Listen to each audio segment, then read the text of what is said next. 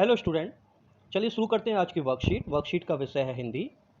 ये आकलन कार्य पत्रक यानी कि असेसमेंट वर्कशीट 3 है। पूर्णांक 10 नंबर की वर्कशीट है। ये 17 सितंबर की वर्कशीट। क्लास है 7वीं। विद्यार्थी यहाँ नाम लिखेंगे अपना, यहाँ पर कक्षा अध्यापक का नाम। ठीक है प्यारे बच्चों, पिछले कार्यपत्रकों में हमने कठपुतली पाठ के 2 अंशों को पढ़ा। ठीक है, आपने लास्ट वीडियो देखेंगे लास्ट वीक की, उसमें कठपुतली की ही वर्कशीट आई थी। 2 अंश आए थे। अब ये उसके आगे उन्हीं वर्कशीटों के ऊपर ये बेस्ड है, असेसमेंट वर्कशीट है। ठीक है, अब हम उन कार्यपत्रकों के आधार पर अपना आकलन करेंगे। अतः निम्नलिखित पद्यांश को पढ़कर नीचे पूछे गए प्रश्नों के सही विकल्प के सम्मुख बने गोले को पेंसिल से भरिए। प्रत्येक प्रश्न का भार यानी कि प्रत्येक प्रश्न 1 अंक का है। ठीक है, 10 अंक हैं टोटल। चलिए आगे चलते हैं। कठपुतली गुस्से से उबली, बोली ये धागे क्यों हैं मेरे पीछे आगे। कठपुतली को गुस्सा आ रहा था और गुस्से से उबल के यानी कि गुस्से में बोल रही थी, ये धागे मेरे आगे पीछे क्यों बंधे हुए हैं, क्यों हैं। इन्हें तोड़ दो, मुझे मेरे पांवों पर छोड़ दो। इनको तोड़ के वो अपने अपने पैरों पर खड़ा होना चाहती है। सुनकर बोली और कठपुतलियां कि हाँ, बहुत दिन हुए हमें अपने मन के छंद छुए। तो पहली कठपुतली की बात सुन के और कठपुतलियां भी बोलने लगी कि हाँ, बहुत दिन हो गए अपने मन के छंद छुए, यानी कि अपने मन की मर्जी किए हुए। क्योंकि वो हमेशा धागे जिधर कठपुतली चलाने वाला चलाता है उधर ही चलती हैं, जो करवाता है वो ही करती हैं। तो अपने मन मर्जी से कुछ नहीं किया उन्होंने। मगर पहली कठपुतली सोचने लगी, ये कैसी इच्छा मेरे मन में जागी। अब पहली जो कठपुतली थी वो सोच में पड़ गई, क्योंकि बाकी कठपुतलियां भी हाँ हाँ करने लगी कि ये सही है। तो सोच में पड़ गई कि ये मेरे मन में कैसी इच्छा जागी है। अब इससे तो और कठपुतलियों की जिम्मेदारी पहली वाली के ही ऊपर आ जाती है। तो जल्दी से देख लेते हैं प्रश्न 1 है, गुस्से से उबलना मुहावरा का अर्थ है। ऑप्शन दिए हुए हैं। आ, बहुत अधिक विनम्र हो जाना, नहीं। बा, बहुत अधिक क्रोधित हो जाना, हाँ। बा बिल्कुल सही है, क्योंकि बहुत अधिक गुस्से में से उबलना यानी कि बहुत अधिक क्रोधित हो जाना। तो बा इज राइट आंसर।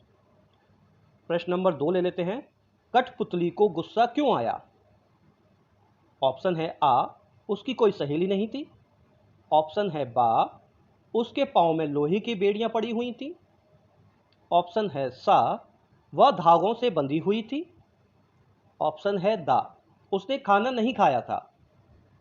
तो ऑप्शन सा सही है बिल्कुल, वह धागे से बंधी हुई थी। ठीक है, ये तीसरा। आगे लेते हैं प्रश्न नंबर 3। कठपुतली के मन में किस प्रकार की इच्छा जागी। ऑप्शन दिए हुए हैं। आ, बांधकर रखने वाले धागे टूटने चाहिए। बा, वह अपने पांव पर खड़ी होना चाहती थी, ये भी बिल्कुल सही है, और आ भी सही है, बा भी सही है। आगे देखते हैं। सा में दिया है आ और बा दोनों, ओके, और दा में इनमें से कोई नहीं।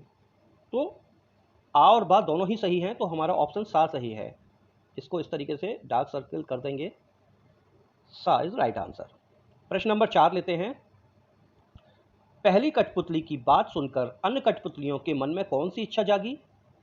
ऑप्शन आ रहे हैं। आ, अपनी सहेलियों के साथ बाहर घूमने की इच्छा।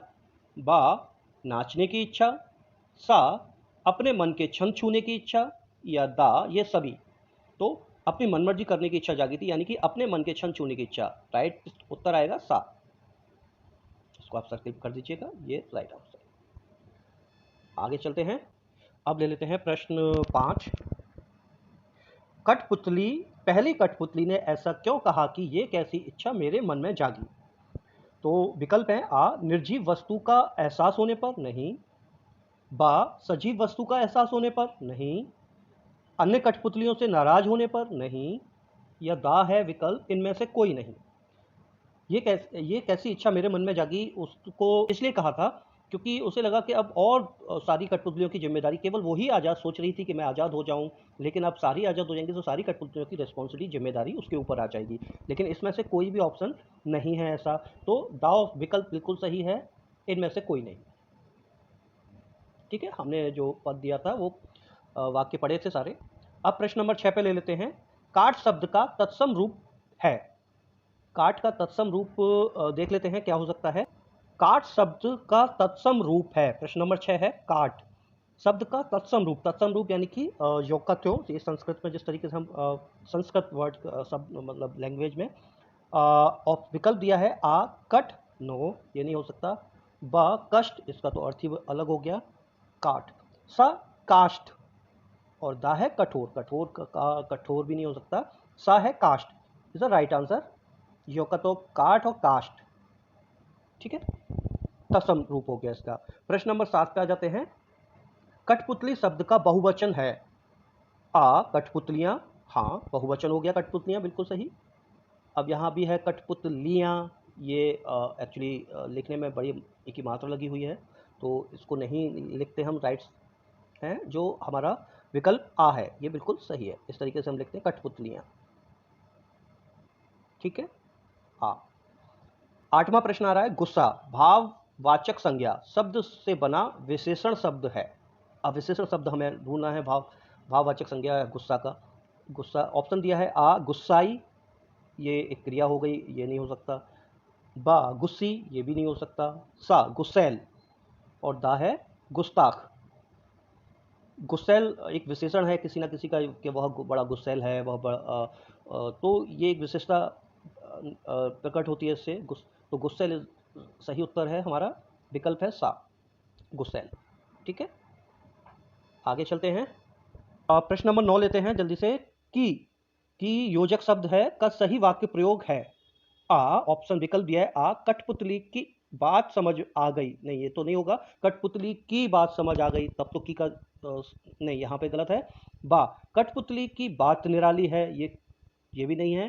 सा कठपुतली बोली कि हम स्वतंत्र होना चाहती हैं, ये बिल्कुल सही है, सा विकल्प।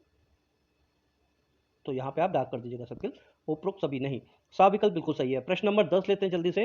निम्नलिखित में पैर शब्द का पर्यायवाची नहीं है। पैर का पर्यायवाची नहीं है। पद, पद बिल्कुल पैर का पर्यायवाची होता है। चरण भी पैर का पर्यायवाची होता है। सा है पात, पात पैर का पर्यायवाची नहीं होता है, तो सही ऑप्शन है सा विकल्प तीसरा सही है बिल्कुल। और दा में पग दिया है, पग भी पैर का पर्यायवाची शब्द होता है, तो दा नहीं है, तो मैं ये सही उत्तर सा हो जाएगा, है ना। तो बच्चों ये वर्कशीट आपकी असेसमेंट वर्कशीट समाप्त होती है। सो प्लीज़ वीडियो को लाइक करिए, चैनल को सब्सक्राइब करिए और बेल का आइकन प्रेस करके रखिए, जिससे कि और आने वाली वर्कशीट की नोटिफिकेशन आपको समय से मिलती रहे। Thank you, have a nice day.